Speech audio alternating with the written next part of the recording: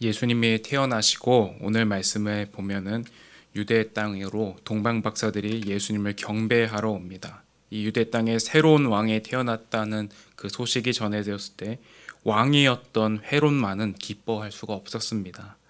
그는 오히려 두려움과 분노에 사로잡히게 됩니다. 반면에 동방 박사들은 먼 길을 마다하지 않고 그 왕을 찾아 경배합니다. 같은 소식이지만은 한쪽에게는 두려움으로 반응할 수밖에 없었고 다른 한쪽은 경배와 찬양으로 반응합니다. 이 두 가지 반응은 오늘 우리의 이야기이고 우리의 모습이기도 합니다. 예수님이 내 삶의 진짜 왕이시라는 그 사실 앞에서 우리는 함께 기뻐하며 경배하는가, 아니면 내 자리가 흔들릴까봐 두려워 거부하는가, 우리의 반응이 나뉘죠. 오늘 말씀은 그 질문을 우리에게 던지고 있습니다. 예수님께서 태어나셨을 때 동방에서 온 박사들이 별을 따라 유대인의 왕을 찾아왔습니다. 그들은 예루살렘에 도착해서 이렇게 묻죠. 유대인의 왕으로 나신 이가 어디에 계십니까? 여러분, 이 질문은 헤롯 왕을 뒤흔드는 굉장한 질문이었습니다. 왜냐하면 헤롯은 늘 자신이 가진 권력과 왕의 자리가 위협받는 것을 가장 두려워한 인물입니다. 이 헤롯이라는 사람은 로마에 의해서 세워진 사람이고 또 늘 로마 제국의 막강한 힘과 권력 앞에 풍전등화와 같은 위협을 느끼며 살았습니다. 따라서 헤롯에게 있어서 진짜 왕이 태어났다라는 이 소식은 자신의 권력의 종말을 알리는 신호와 같은 말이었죠. 결국 헤롯은 그 두려움 때문에 예수님을 제거하기 위해서 끔찍한 학살을 저지릅니다. 베들레헴의 2살 이하의 아이들을 모두 죽이라는, 어떻게 보면 인간으로서 상상할 수 없는 일을 자행하면서 자기의 권력을 지키기 위해 살인을 정당화했습니다.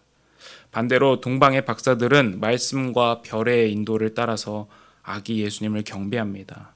그들은 황금과 유황과 모략을 드리며 하나님의 약속을 따라 왕으로 오신 예수님을 높입니다. 마태복음 2장의 말씀은 이처럼 한쪽에는 광기에 서린 두려움에 사로잡힌 인간왕과 또 다른 한쪽에는 하나님을 경외하는 동방의 박사들의 예배하는 모습을 대조하며 증언하고 있습니다. 특별히 마태복음에만 등장하는 오늘 이 아기 예수를 경배하는 이 말씀을 마태는 왜 기록하여 복음서 말씀으로 우리에게 전하고 있을까요? 이 이야기는 과거의 역사일 뿐만 아니라 오늘 우리의 상황과 마음을 비추는 말씀이 됩니다. 우리 안에도 여전히 두 왕이 싸우고 있습니다. 예수님을 왕으로 모셔야 한다는 걸 알지만 사실 우리는 내 안에 고집과 생각을 포기하려고 하지 않는 옛 자아가 있습니다. 내가 쌓아 올린 것이 무너지는 것이 두렵고 내 뜻을 포기하는 것이 미련해 보이고 나에게 익숙한 것으로부터 결별한다는 것은 답답하게만 느껴질지 모릅니다. 이런 우리 안에 남아있는 옛 자아와 또 쓴뿌리는 우리의 영혼의 성장을 가로막고 여러 영적인 도전들로부터 포기하게 만들어서 우리의 마음을 냉담하게 만듭니다. 그래서 결국에는 예수님이 주인 되신 삶으로부터 멀어지게 만들죠. 여러분, 오늘의 문화도 끊임없이 이렇게 가르치고 말합니다. 당신이 당신 인생의 주인이다 라고 말이죠. 너의 꿈을 위해 살아라. 자기의 일에서 성공해서 싸워라. 당신의 행복이 무엇보다 최우선이다. 이런 말들이 직접적으로 때로는 간접적으로 함축적으로 우리가 소비하는 문화와 콘텐츠를 통해서 사람들에게 노출되는 것을 봅니다.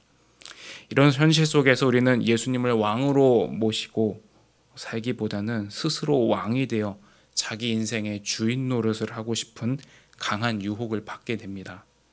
그러나 자기 왕국을 세우려는 삶은 결국 불안과 두려움과 혼돈으로 가득하게 될 뿐입니다. 구약 성경에 나오는 인물 가운데 사울 왕도 보면 처음엔 참 겸손하고 또 하나님을 경외하는 사람이었습니다. 뿐만 아니라 사람들로부터 칭찬과 명성을 얻었던 사람입니다.